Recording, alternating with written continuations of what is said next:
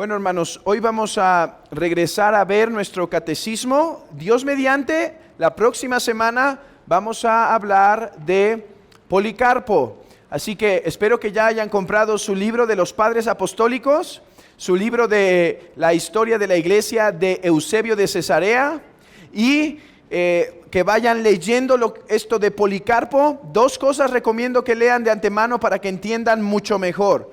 Recomiendo que lean el martirio de Policarpo y recomiendo que lean la epístola a los Filipenses de Policarpo.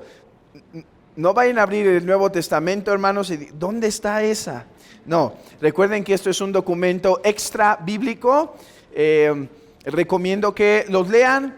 No es necesario leerlo para entender la próxima lección, pero van a entender mucho más y va a ser de más edificación si ya lo traen. ¿Qué pasa si no pueden comprar el libro ahorita? ¿Por las finanzas o porque ya no hay? Se tarda mucho en llegar o algo. Pongan en internet el martirio de Policarpo y les va a aparecer el material. O pongan la epístola de Policarpo a los Filipenses y les va a salir el material. Está gratuito siempre. Entonces, bueno, recomiendo eso como tarea. Hoy vamos a empezar la lección 12, hoy empezamos y terminamos esta lección, que constituye el octavo domingo del catecismo. Recuerden que el catecismo de Heidelberg se divide en domingos, y hoy estamos, domingo 1, 2, 3, hoy estamos en el octavo. Y hoy vamos a ver las preguntas 24 y 25. Las cuales vamos a leer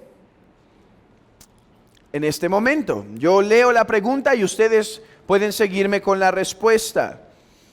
Pregunta 24 dice: ¿en cuántas partes se dividen estos artículos? Respuesta: en tres. La primera, de Dios Padre y nuestra creación. ¿Sí? ¿Todos juntos? Ok. Son los cubrebocas que no se escucha, ¿verdad? Sí. Otra vez. Respuesta. En tres. La primera, de Dios Padre y nuestra creación. La segunda, de Dios Hijo y de nuestra redención. La tercera, de Dios Espíritu Santo y nuestra santificación. Pregunta 25. Si no hay más que una esencia divina, ¿por qué nombras tres? Padre, Hijo y Espíritu Santo. Respuesta: porque Dios se manifestó así en su palabra, de manera que estas tres personas son el único, verdadero y eterno Dios. Abramos nuestras Biblias en Mateo 28. Mateo 28.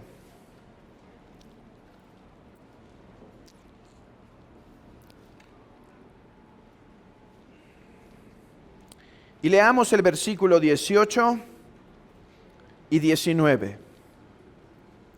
Bueno, hasta el 20. Mateo 28, 18 al 20. Y Jesús se acercó y les habló diciendo: toda potestad me es dada en el cielo y en la tierra. Por tanto, id y haced discípulos a todas las naciones, bautizándolos en el nombre del Padre, y del Hijo, y del Espíritu Santo, enseñándoles que guarden todas las cosas que os he mandado. Y aquí yo estoy con vosotros todos los días hasta el fin del mundo. Amén. Hermanos,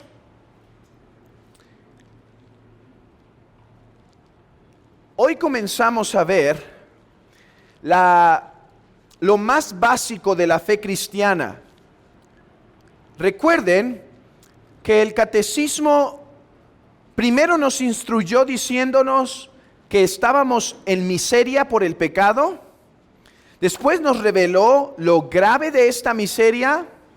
Después el catecismo nos enseñó que nosotros no nos podemos librar de esta miseria, ¿cierto? Sino que necesitamos que alguien más pague por nosotros. Y ya vimos que el mensaje de ese alguien que ha pagado es el mensaje del Evangelio. Y el catecismo ha dicho que hay cosas elementales que tenemos que creer en la fe cristiana. Cosas elementales. No estamos hablando de los cursos avanzados de la fe cristiana, sino los elementales.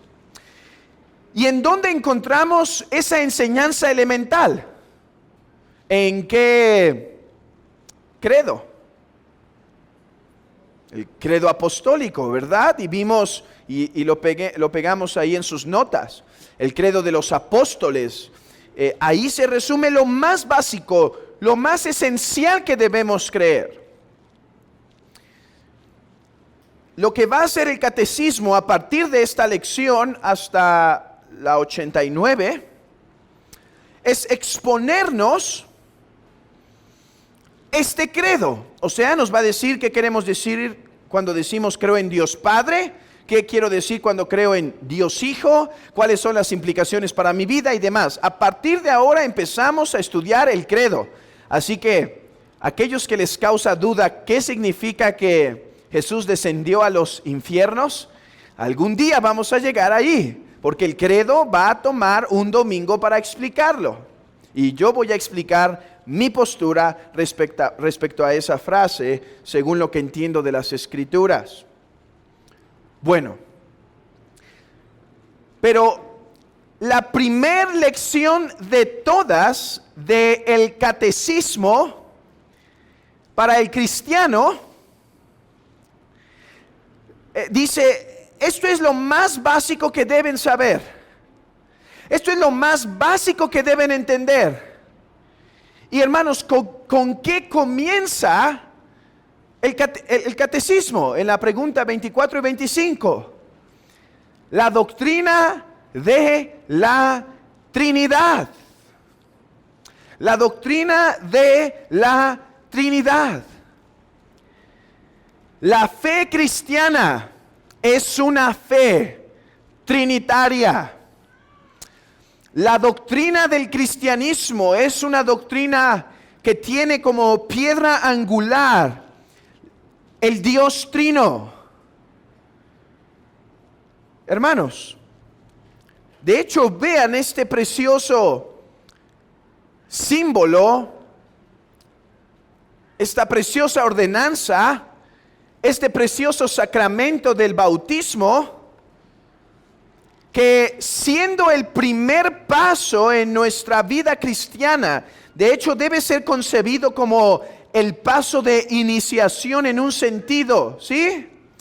Siendo el primer paso, la primera acción litúrgica de adoración que el cristiano realiza, está enmarcada en la bendita doctrina de la Trinidad.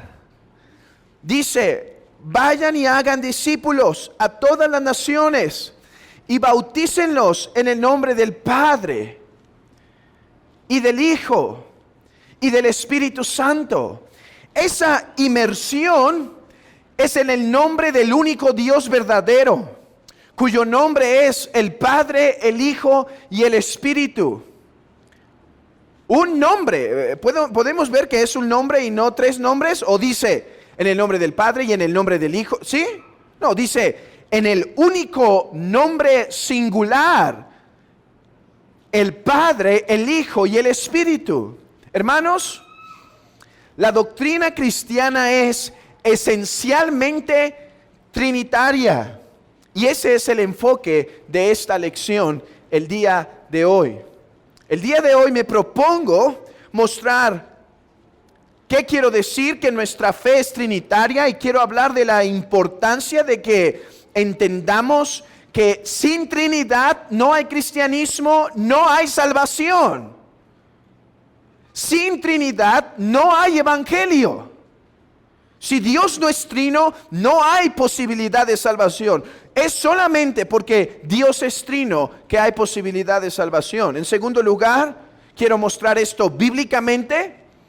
Quiero que vayamos a las Escrituras y veamos cómo están llenas de la Trinidad. Y en tercer lugar, voy a terminar dirigiendo nuestros corazones hacia la adoración del Dios Trino. Bueno, comencemos por definir qué queremos decir cuando decimos que nuestra fe es trinitaria.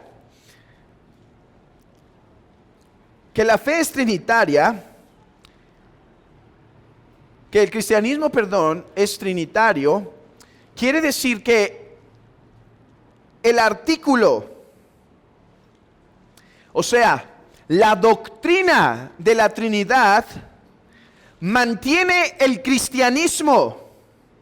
Eso quiero decir cuando digo que el cristianismo es en su esencia trinitario. Es como si dijera esto, hermanos. El cristianismo es en su esencia de gracia. ¿Sí es de gracia? Sí, ¿verdad? O sea, si yo no entendiera que el cristianismo es una religión de gracia y entiendo más bien que es de obras, ¿sigue siendo cristianismo? No, ya no es cristianismo, es falso cristianismo. Bueno, y de igual manera, hermanos, cuando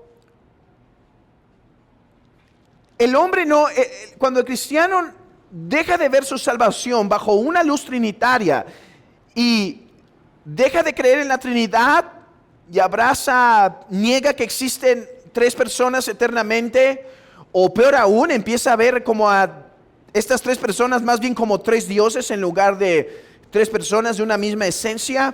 En ese momento, hermanos, empezamos a distorsionar el cristianismo.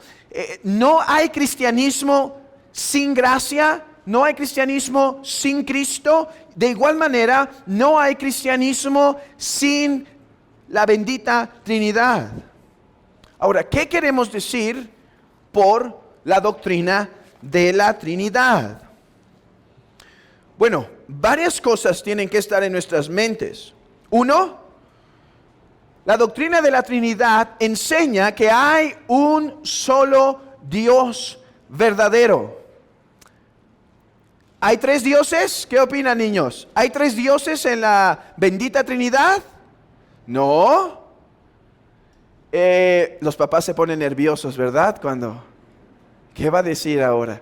Pero no hay tres dioses. Hay un solo Dios.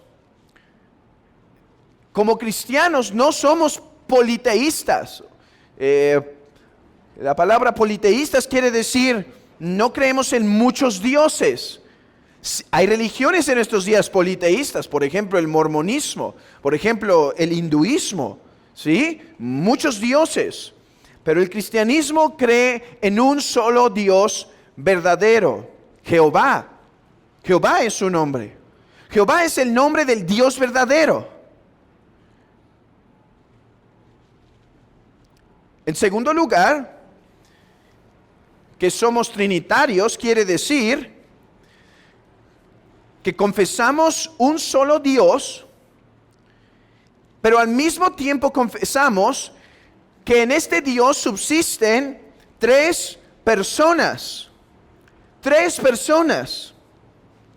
¿Cuáles son estas tres personas? Dios Padre, Dios Hijo y Dios Espíritu Santo. Entonces, ¿son tres dioses? No, es un solo Dios en tres personas, Padre, Hijo y Espíritu Santo. Nosotros además afirmamos que esta distinción de personas no tuvo un principio. ¿Sí?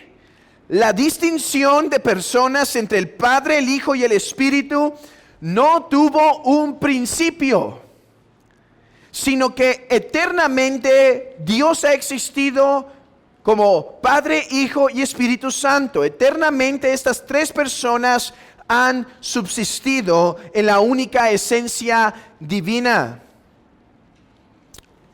El Hijo no tuvo un tiempo de nacimiento.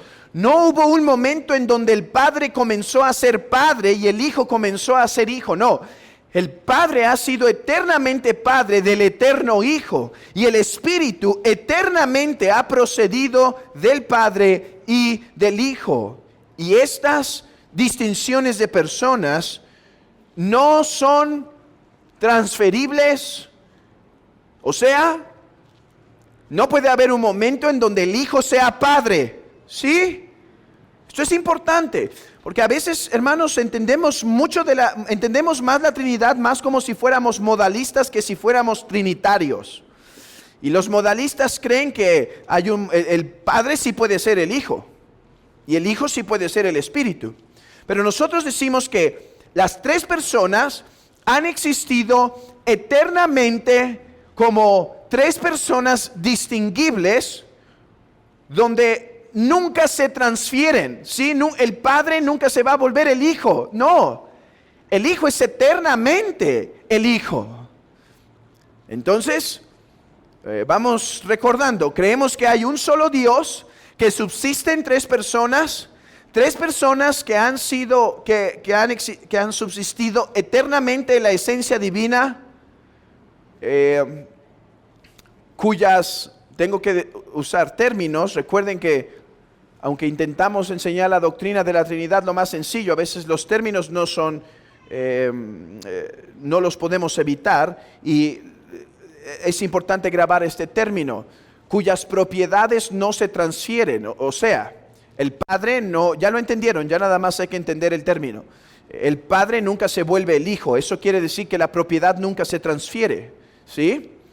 Entonces, creemos que hay un solo Dios, que subsiste en tres personas, que estas tres personas eternamente han sido distinguibles, cuyas propiedades no se transfieren.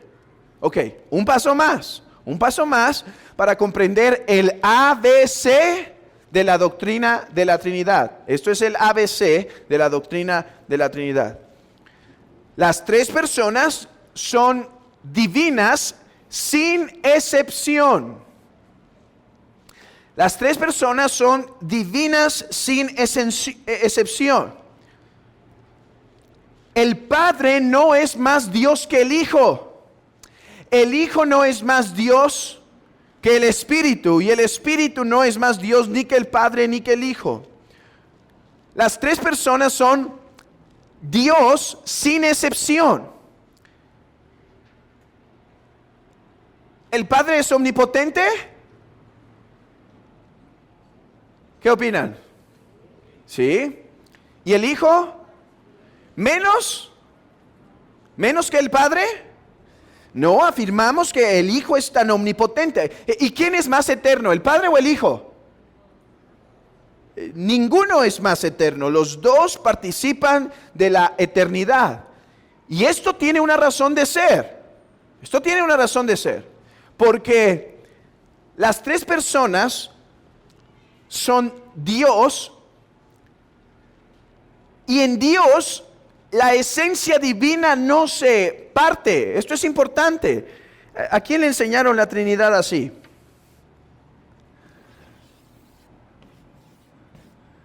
¿A alguien le enseñaron la Trinidad así? Como un pastel que se divide en tres.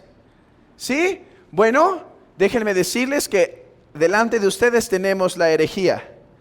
Eso no es lo que quiere decir la doctrina de la Trinidad. ¿Por qué? Porque la esencia divina es indivisible. Dios no está compuesto por partes. Entonces es una mala ilustración. Ya he hablado en un video de las malas ilustraciones. He hablado de algunos fueron enseñados de la doctrina de la Trinidad con el H2O, a veces agua, a veces sólido, a veces gas. Herejía también, cuidado. O el trébol. ¿Alguien les ha enseñado la doctrina de la Trinidad con el trébol? Es un trébol, pero tiene tres, también herejía, error. Esa no es la doctrina de la Trinidad. Déjenme, ¿podemos mostrar algún dibujo donde sí nos lo presente? ¿Qué opinan? ¿Me pongo artístico? No, hermanos, no hay una imagen que nos ayude a captar. Dios nos dio las palabras y aunque nos cueste trabajo, quedémonos con ellas. La doctrina es esta: hay un Dios verdadero que subsiste en tres personas, el Padre, el Hijo y el Espíritu. Estas tres personas eternamente han sido distinguibles. Las propiedades de cada una de estas personas, o sea que el Padre es Padre, que el Hijo es Hijo y que el Espíritu es Espíritu, no se transfieren, no se cambian entre ellos. Y en tercer lugar, estas tres personas participan de la misma esencia y por lo tanto ninguna es más Dios que otra. Las tres personas son son divinamente sin excepción. Ok. Esa fue la doctrina de la Trinidad expuesta en el ABC. Ahora, antes de pasar a mostrar que esta es la enseñanza de la Biblia, déjenme mostrar brevemente por qué. ¿Por qué si Dios no es trino, no hay cristianismo, no hay evangelio, no hay salvación? Esto podría llevarnos una lección completa, pero voy a ser breve en esto. Si Dios no es trino, entonces, hermanos, la razón por la que creó, si Dios no es trino, si no ha existido Dios en estas benditas tres personas en donde hay un gozo, hay una comunión, entonces sí sospecharíamos que Dios creó más bien por la ausencia de compañía, por la necesidad de no estar solo, por la necesidad de no estar en la soledad. Hermanos, así es como algunos piensan de Dios. Dios creó el mundo porque no le gustaba estar solo, porque estar solo es algo que lastima el ser, no es algo agradable a la larga, y por lo tanto Dios tuvo que crear. Hermanos, si Dios no es trino, ¿cómo pudo amar al mundo? Si para tener el atributo del amor, uno necesita poderlo ofrecer, ¿cierto? Entonces, en la bendita Trinidad hay un amor, no hay tres conceptos de amor. En la bendita Trinidad hay una esencia, y es el amor, y de esta esencia está el Padre, el Hijo y el Espíritu, y en ellos hay esta bendita relación de amor. Y por eso podemos decir, por eso podemos afirmar que Dios pudo amar algo fuera de sí porque ya se amaba dentro de sí. Pero sin tal comunión de personas, eso sería imposible. Sin tal comunión de personas, eso sería imposible. Hay otra argumentación un poco más compleja. La presento en su complejidad. Quien la alcance a pescar, la agarra. Quien no la agarre, y ahí déjela, ¿ok? Y vamos a pasar. Pero me gusta lo que argumenta un teólogo llamado Herman Bavinck. Él dice, de hecho, que en la bendita Trinidad haya este acto incomunicable de la generación eterna, en donde el Padre eternamente engendra al Hijo, hace capaz al trino Dios de comunicar algo de su ser fuera de sí.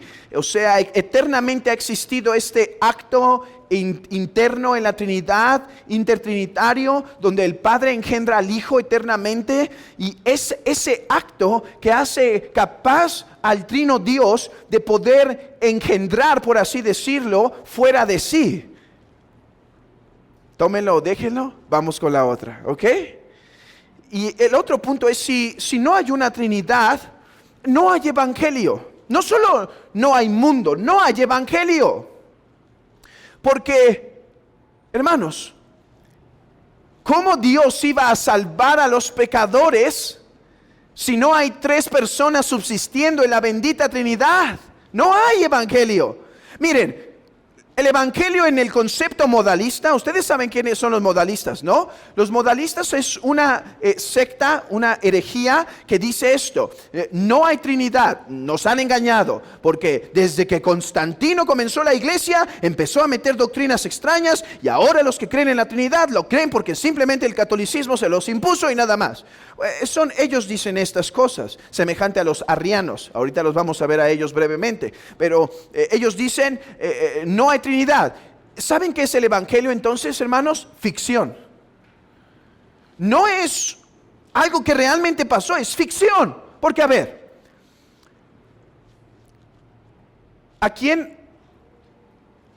¿qué justicia estaba satisfaciendo el Hijo en la cruz? Si no hay tres personas, entonces, ¿quién era Cristo para empezar? Bueno, algunos dicen que sí era Dios. ¿Qué ira satisfizo en la cruz? ¿A quién le dijo, Dios mío, ¿por qué me has abandonado? ¿A quién oró Jesús? Oró a sí mismo, dicen ellos. Entonces, ¿pueden ver? Lo que vino a hacer Jesús fue a engañarnos, fue a darnos ficción. No había ninguna trama. No había ninguna trama. No había un hijo orando al Padre y un espíritu siendo derramado. No hay evangelio. Sin Trinidad no hay evangelio. Hermanos, no es casualidad que muchas de estas sectas que niegan la Trinidad tienen un evangelio por obras. ¿Sí? Porque, hermanos, si no hay un Dios trino, no hay gracia. Pero en un concepto de una doctrina, en una doctrina de la Trinidad, hay evangelio. Porque el eterno Padre, con el eterno Hijo y con el eterno Espíritu Santo, el eterno Hijo se decidió encarnar para satisfacer su ira, siendo el Padre que castigaba al Hijo y el Espíritu quien lo fortalecía en la cruz. Con Trinidad hay evangelio, sin Trinidad no hay evangelio. O la otra postura es el arrianismo. El arrianismo, los falsos testigos de Jehová, que dicen que Jesucristo no es Dios, es una criatura exaltada, como decía Arrio. De ahí viene el nombre arrianismo, con el que debatió bastante Atanasio y Alejandro de Alejandría. Y algún día llegaremos a esos temas en la historia de la iglesia, hermanos, así que esperen aquellas lecciones. Pero el punto es, ellos dicen, el que murió en la cruz es una persona. No hay evangelio. Por lo tanto, tienes ahí a las personas en cada esquina haciendo sus buenas obras para ganarse el reino. No hay evangelio, hermanos, porque si el que murió en la cruz no es, si el que estaba en la cruz no es el glorioso Dios que puede satisfacer nuestra deuda, entonces el hombre tiene que hacer algo para salvarse. Hermanos, sin Trinidad no hay evangelio. Bueno, esto ha sido tan obvio desde el principio de la historia de la iglesia, hermanos. Esto ha sido tan claro desde el principio que podemos decir que todos los verdaderos cristianos, aunque no con la misma claridad, han creído en un Dios trino. No con la misma claridad, pero todo verdadero cristiano ha creído lo que se le ha revelado de esta. Evidencia de que esto es algo fundamental en nuestra fe, la tenemos en nuestro credo, el credo de los apóstoles. Porque en este credo, hermanos, se nos dice que tiene como división más básica las tres personas de la divina Trinidad. Hermanos, este es un testimonio muy temprano de cómo la doctrina de la Trinidad siempre fue importante. Porque, a ver, voy a hacer unas preguntas para ver qué tanta atención estamos poniendo en las clases pasadas. Bueno, quizás son difíciles, quizá solo quien traiga sus notas la va a poder contestar, pero déjenme arriesgarme, ¿sí? A lo mejor me animo. El credo de los apóstoles como nosotros lo tenemos, ¿cuál es el documento, de qué siglo data el documento más antiguo que tenemos de él? ¿Alguien se acuerda? ¿Alguien se acuerda de qué fecha es el documento más antiguo que tenemos del Credo de los Apóstoles? Empieza con O y termina con Cho. Siglo VIII, ¿sí? El siglo VIII. Entonces, ¿por qué digo que esta es una evidencia de lo temprano de la fe trinitaria? Aquí va, y esto era la trampa en la pregunta. Porque aunque el documento tal cual como lo tenemos, la primer réplica, el original por así decirlo, solo data hasta el octavo, las investigaciones se han hecho de que sus raíces, y eso fue lo que hicimos en la lección del credo de la historia del credo de los apóstoles, sus raíces datan del siglo II. Bien, ya me animé. Del siglo II. ¿Y cuándo es el siglo II? Bueno, del año 100 hasta el año 199. O sea, hermanos, tenemos un testimonio de que la iglesia desde el principio intentó armonizar, intentó expresar su fe en un concepto trinitario, porque hermanos, la Trinidad es esencial a nuestra fe, porque ya vimos que sin Trinidad no hay evangelio. Miren la pregunta 24 que está ante ustedes. Dice, ¿en cuántas partes se dividen estos artículos? Respuesta, en 3. La primera de Dios Padre y nuestra creación. La segunda de Dios Hijo y nuestra redención. La tercera de Dios Espíritu Santo y nuestra santificación. A ver, es cierto que algunos estudiosos han dividido el credo de los apóstoles no en 3 sino en 4. Por ejemplo, Juan Calvino y Caspar Olivianos. ¿Y quién se acuerda quién era Caspar Olivianos? Coautor, ¿verdad? Coautor del catecismo. Ellos en otros documentos dividieron el credo de los apóstoles en 4 partes. Es cierto, y yo creo que a veces puede ser dividido así. No obstante, pienso que la mejor división del credo de los apóstoles es la que ve 3 artículos. ¿Por qué creo que esta es la mejor división? Esta es la división original.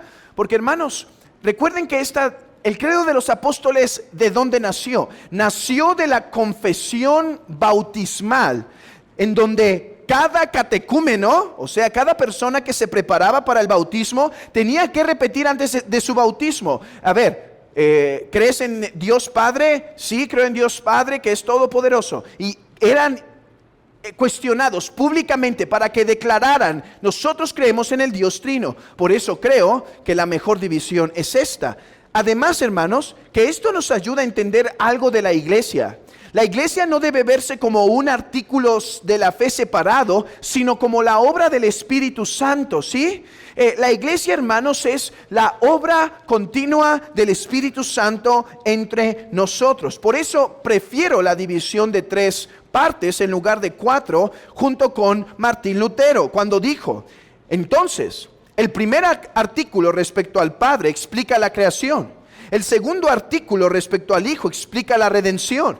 Y el tercero del Espíritu Santo explica la santificación. De ahí que el credo se podría resumir en las siguientes palabras, dice Lutero. Creo en Dios Padre que me creó, creo en Dios Hijo que me redimió, creo en el Espíritu Santo que me santifica, un Dios y una fe, pero 3 personas y por lo tanto 3 artículos para memorizar, ¿no? Niños, aquí tendríamos un buen resumen de nuestra fe. Creo en un Dios Padre que me creó, creo en un Dios Hijo, creo en Dios Hijo que me redimió, creo en el Espíritu Santo que me santifica, un Dios y una fe, pero 3 personas y por lo tanto 3 artículos. Así que el credo de los apóstoles, hermanos, es nuestro testimonio más temprano que desde el principio la iglesia ha confesado una fe trinitaria. Una fe trinitaria. ¿Qué es la fe trinitaria? Ya lo explicamos. ¿Por qué lo ha confesado desde el principio? Porque sin Trinidad no hay evangelio. Ok. En el tiempo que me resta, tengo el propósito de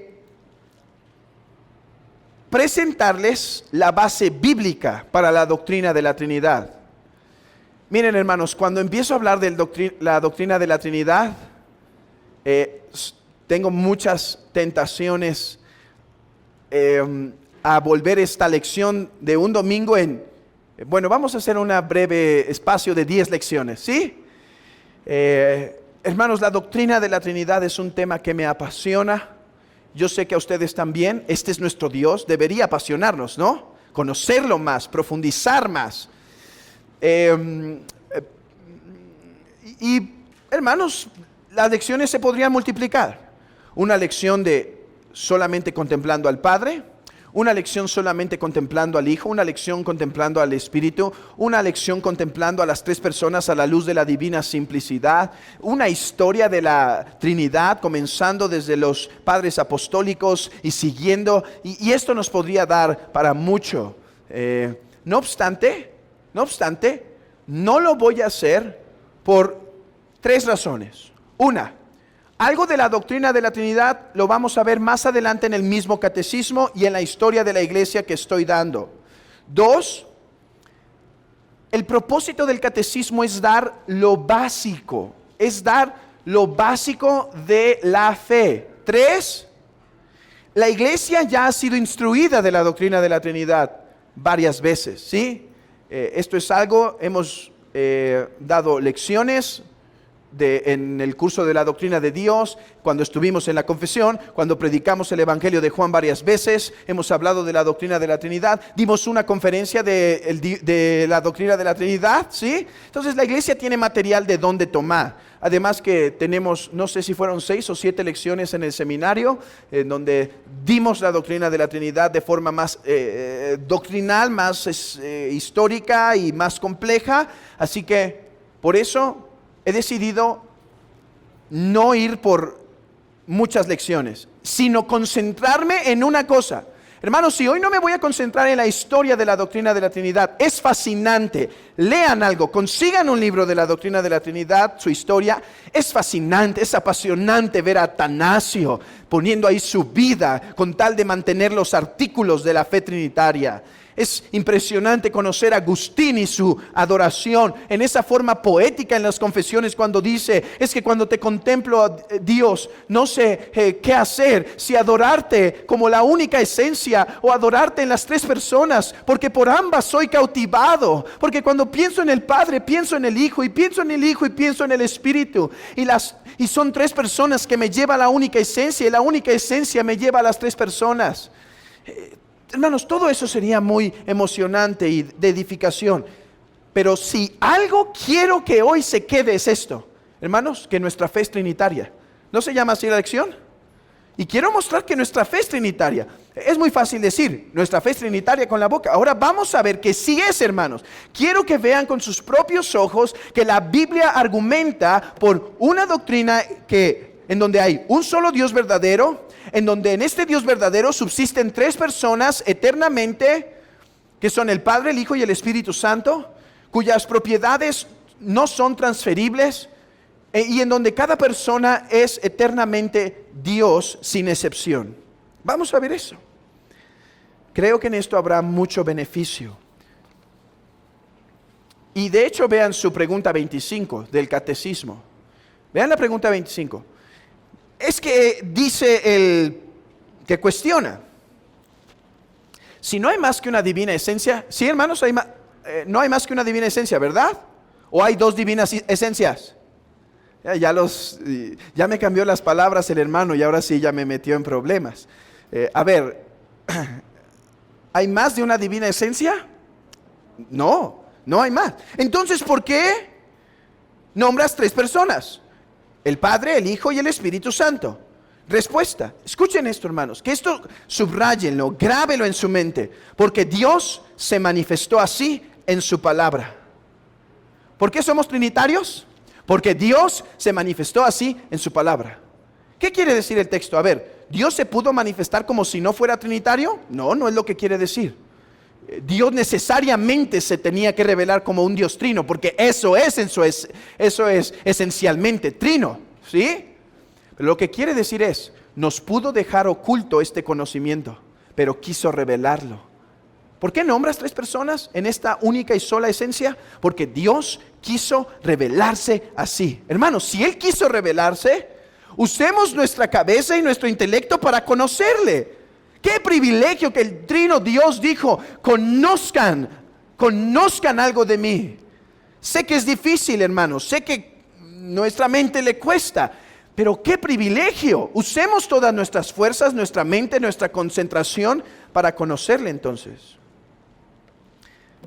Comencemos por entender que Dios es uno. Dios es uno.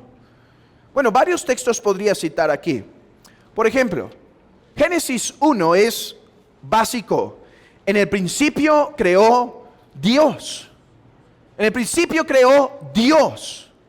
Hermanos, cuando entendemos esta frase a la luz del contexto de Israel en el Antiguo Testamento, entendemos que tenía un propósito muy claro, porque Israel no era la única nación, ¿sí? En este tiempo, en el tiempo que Moisés escribe el Génesis. El Génesis no se escribió en el momento en que Dios creó, se escribió años después, ¿sí? Entonces, cuando escribe, había varias religiones politeístas, varias religiones que adoraban al sol, que adoraban la luna, que adoraban el mar, el río, el dios Yam, y varias religiones. Así que cuando Dios dice, en el principio creó Dios los cielos y la tierra, está poniéndose este Dios como el supremo, como el único. Ahora, abran sus Biblias en Isaías 45. Isaías 45. Entendiendo Génesis 1, podemos ir a Isaías 45 y ver que no hay más que un Dios. Isaías 45, 5. Yo soy Jehová y ninguno más hay. No hay Dios fuera de mí. Yo te ceñí, aunque tú no me conociste. Versículo 18. Porque así dijo Jehová que creó los cielos. Él es Dios, el que forma la tierra, el que la hizo y la compuso. No la creó en vano para que fuese habitada, la creó. Yo soy Jehová y no hay otro. ¿Y qué tal esa famosa frase que seguro todos nos sabemos de Deuteronomio 6:4? Oye Israel, Jehová nuestro Dios, Jehová uno es. Jehová uno es. Y nuestro Señor confirmó eso en Mateo 22:37 cuando dijo, amarás al Señor tu Dios con todo tu corazón, con toda tu mente, con toda tu alma y con todas tus fuerzas. Este es el primer mandamiento. Y hermanos, Pablo también dijo, porque aunque hay algunos que se llamen dioses, sea en el cielo o en la tierra, como hay muchos dioses y muchos señores, para nosotros, sin embargo, solo hay un Dios. Para nosotros, sin embargo, solo hay un Dios. La Biblia entonces argumenta por la verdad de graben este término, escriban este término, monoteísmo, una religión de un solo Dios, monoteísta. La palabra quiere decir monos, uno, como monociclo, teísta o teísmo, Dios, una religión que habla de un Dios verdadero. No somos triteístas, no creemos en 3 dioses, hermanos. Creemos en un solo Dios verdadero. Bueno, eso fue más o menos rápido. Pasemos a la segunda verdad que ahora tenemos que demostrar, la que nos va a llevar los últimos 15 minutos que nos sobra. Y es esta: Dios es trino. Habiendo visto que hay unidad entre el Antiguo y Nuevo Testamento, en que hay un solo Dios, ahora veamos que en la Biblia, tanto en el Antiguo como en el Nuevo Testamento, hay unidad, que en este Dios subsisten 3 personas. Que en este Dios subsisten 3 personas. Ahora, aquí tengo que hacer pausa. Eh, Hermanos, no tenemos que esperar encontrar en la Biblia la palabra Trinidad para creer en la Trinidad, ¿sí? Ese es el error de muchos. Lo que debemos esperar en la Biblia es un patrón. Debemos acostumbrarnos a la forma en la que habla la Biblia. Y lo que ahora quiero que identifiquen es que en la Biblia hay un patrón de triadas, ¿sí? En donde se habla del Padre, del Hijo y del Espíritu Santo. Y el punto a donde vamos a llegar es que estas tres personas que se distinguen, a todas se les identifica como Dios. Pero ¿cómo es eso posible si Dios solo hay uno? Porque hay un solo Dios en tres personas. Por ejemplo, vamos a comenzar. Mateo 3, 17. Mateo 3, 17.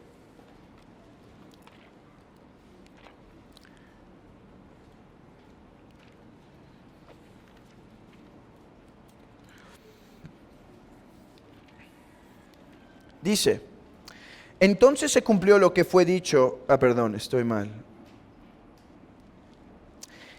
Y hubo una voz de los cielos que descendía. Este es mi Hijo amado, en quien tengo complacencia. Este es mi Hijo amado, en quien tengo complacencia. Y solo tenemos que leer un versículo antes para escuchar y vio al Espíritu de Dios que descendía como paloma y venía sobre él. Bueno, ¿qué podemos inferir de aquí? Que en el acto del bautismo de nuestro Señor Jesucristo, el Espíritu de Dios. ¿Y quién es el Espíritu de Dios? ¿Por qué al Espíritu Santo se le llama Espíritu de Dios? Bueno, ahorita lo vamos a resolver, pero al menos identifiquemos que se ven tres personas. El Espíritu descendiendo, una voz del cielo, identificada con el Padre, con Dios, y Jesucristo siendo bautizado, sobre quien desciende el Espíritu Santo. Ahora vayamos a Juan capítulo 1. Juan capítulo 1.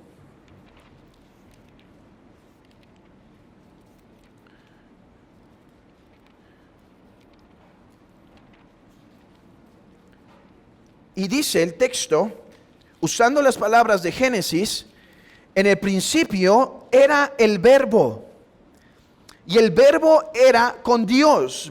Vean, está el Verbo, ¿sí? El Verbo, el Logos. En el principio era el Verbo,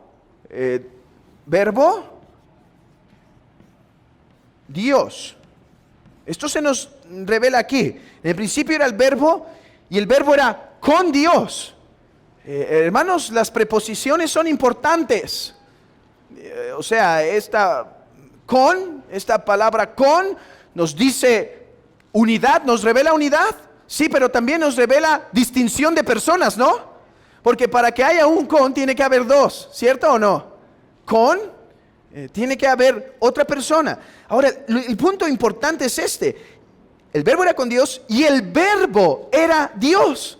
O sea, que en esta relación el Verbo es también Dios.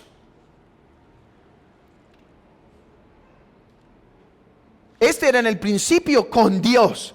O sea, el Verbo Dios era con Dios. Después vamos a entender que Dios aquí se le llama Padre. ¿Qué empezamos a ver? Que el Nuevo Testamento nos empieza a revelar que en este único Dios verdadero, en esta única esencia divina e indivisible, hay tres personas. Bueno, al menos aquí hay dos personas. Ahorita vamos a conocer más y vamos a ver que hay tres. Pero se empieza a decir que hay tres personas y a las tres se les empieza a identificar como Dios de Dios. Ahora, no solo se les identifica como Dios, sino que se les identifica con cercanía y distinción. Por ejemplo, lean conmigo el versículo 18. 18. A Dios nadie le vio jamás. El unigénito Hijo que está en el seno del Padre, Él le ha dado a conocer. Entonces nos está diciendo que este verbo es el unigénito Dios. O sea que hay una relación de filiación. El Hijo es hijo del Padre eternamente. Así que ya no solo hay que agregar verbo Dios, sino Hijo. El unigénito Dios le ha dado a conocer. ¿Cómo le ha dado a conocer? Solo porque el unigénito Dios se encarnó. De hecho, la palabra unigénito quiere decir único. La palabra en griego es monogenes y quiere decir único, único, el único engendrado. Hermanos, ¿nosotros somos hijos de Dios o no? ¿Sí? Pero Jesucristo es hijo en un sentido irrepetible, intransferible, ilimitable, inigualable. Es hijo eterno.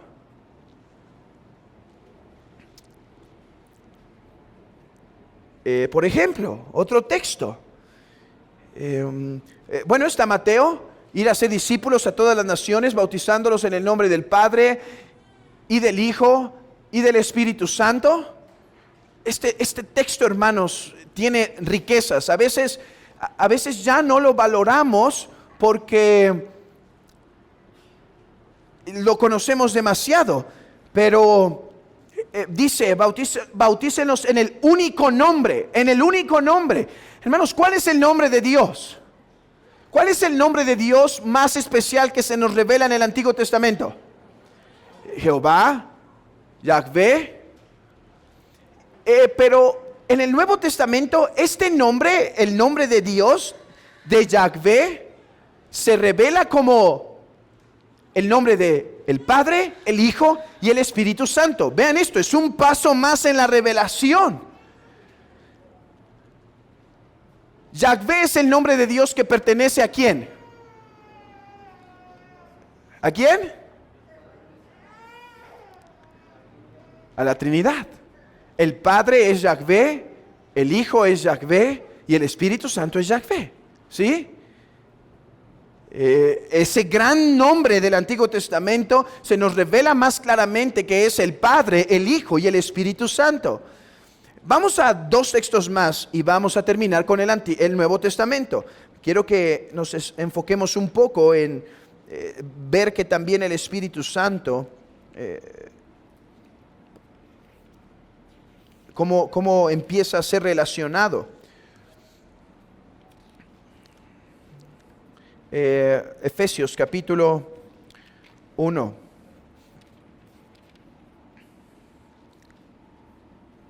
Y este pasaje es un poco más largo, pero vale la pena. Dice versículo 3, bendito sea el Dios y Padre de nuestro Señor Jesucristo, que nos bendijo con toda bendición espiritual en los lugares celestiales en Cristo, según nos escogió en Él antes de la fundación del mundo, para que fuésemos santos y sin mancha, en amor habiéndonos predestinados para ser adoptados hijos suyos por medio de Jesucristo, según el puro afecto de su voluntad, para la alabanza de la gloria de su gracia, con la cual nos hizo aceptos, en quien tenemos redención por su sangre, el perdón de pecados. Perdí el texto, un momento. Sí, versículo 11. En él asimismo tuvimos herencia, habiendo sido predestinados conforme al propósito que hace todas las cosas según el designio de su voluntad, a fin de que seamos para la alabanza de su gloria, nosotros los que primeramente esperábamos en Cristo. En él también vosotros, habiendo oído la palabra de verdad del evangelio de vuestra salvación, habiendo creído en él, fuisteis sellados con el Espíritu Santo de la promesa, que es las arras de vuestra herencia, hasta la redención de la posesión adquirida para la alabanza de su gloria. Ahora abran sus Biblias, hermanos, en Hechos capítulo 5. ¿Quién es este Espíritu Santo que nos ha sellado con las arras según Hechos capítulo 5? Hechos capítulo 5.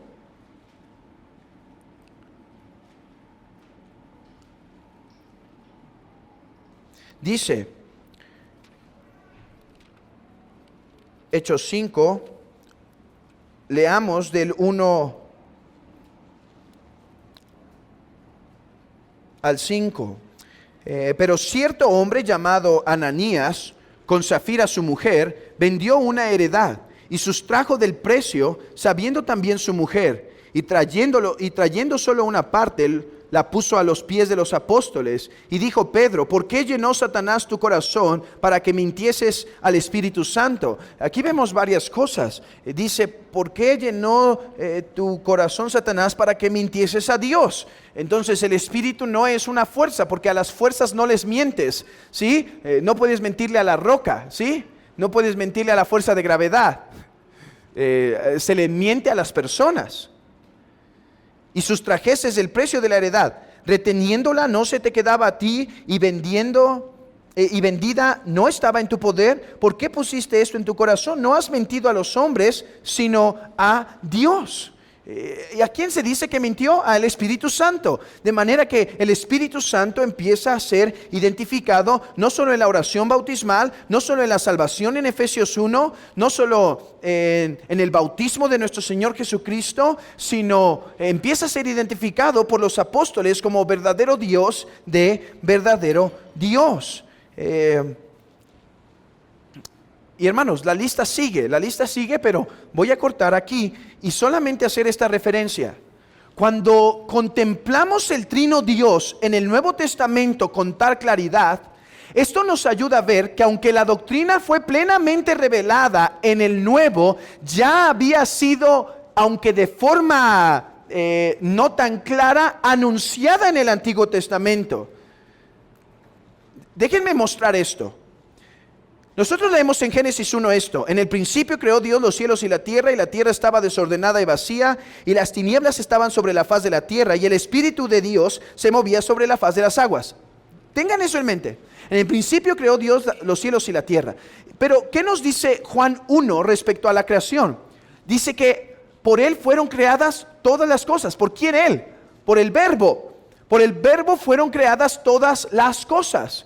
Lo que quiere decir que en la creación, cuando dice en el principio creó Dios y dijo Dios, no solo estaba el Padre, sino el Verbo creando. Y dice que el Espíritu de Jehová, el Espíritu de Dios, se movía sobre la faz de la tierra. ¿Quién es este Espíritu que se movía? Bueno, cuando entendemos el Nuevo Testamento, entendemos que es el Espíritu Santo. De manera que el acto de la Trinidad no fue un acto de una persona solamente, sino de la bendita Trinidad. Bueno, ¿qué tal de capítulo 1, versículo 26? Cuando dice Dios: hagamos al hombre a nuestra imagen y a nuestra semejanza. Oh, cuántas teorías han inventado los hombres para no decir que es la Trinidad, que es un plural de majestad, que es un plural de polémica antipoliteísta, que es un plural de grandeza. No, hermanos, a la luz de esto debemos decir que es una anticipación del ser trino de nuestro Dios. Le estoy diciendo con esto que Moisés y los judíos comprendían con toda claridad la doctrina de la Trinidad. No, pero sí comprendían, hermanos, que en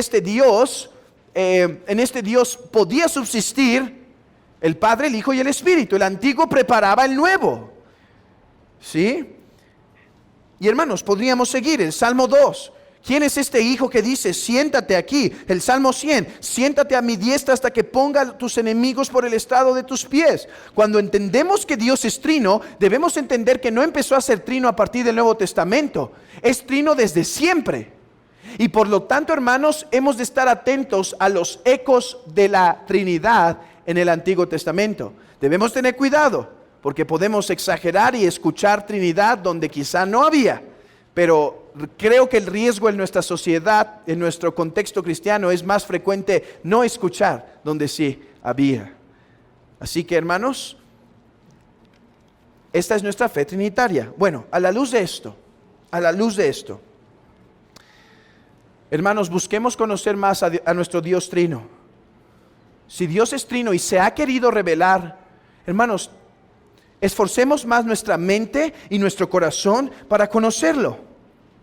Esforcémonos por comprender mejor esta doctrina. Hermanos, porque saben que creer que Dios es trino es un acto de obediencia y por lo tanto un acto de adoración. Si Él es trino, no creer que es trino es desobedecerlo. Pero si sometemos nuestra mente y corazón a su palabra, es un acto de adoración. Adorémosle, profundicemos en esto. Entendamos entonces, solo hay un verdadero Dios. Amigo, entiende entonces que solo hay uno que tu alma desea. Tu alma no desea muchas cosas. Tu alma busca muchas cosas porque no ha encontrado el único ser que satisface tu corazón, Dios. Él es tu único creador. Te hizo para Él. Niños, si hay un solo Dios, a Él le deben obediencia, a Él le deben rendición. Él es su Señor, Él es su creador. Este es el trino Dios. Si solo hay un Dios y este Dios es trino, hermanos, hay evangelio. Hay evangelio, porque el Padre envió al Hijo y por medio del Espíritu la verdad nos es aplicada. Adoremos a nuestro Dios en unidad y adoremos a nuestro Dios en sus tres personas. Adoremos al Padre porque envió al Hijo. Adoremos al Hijo porque se humilló a sí mismo. Y adoremos al Espíritu porque, hermanos, nos ha aplicado la bendita Trinidad. Adorémoslos por la salvación que nos dan en su unidad y en su pluralidad. Adorémoslos, hermanos, por la salvación que nos han otorgado. Y llenemos nuestro corazón de deseo de conocerles más.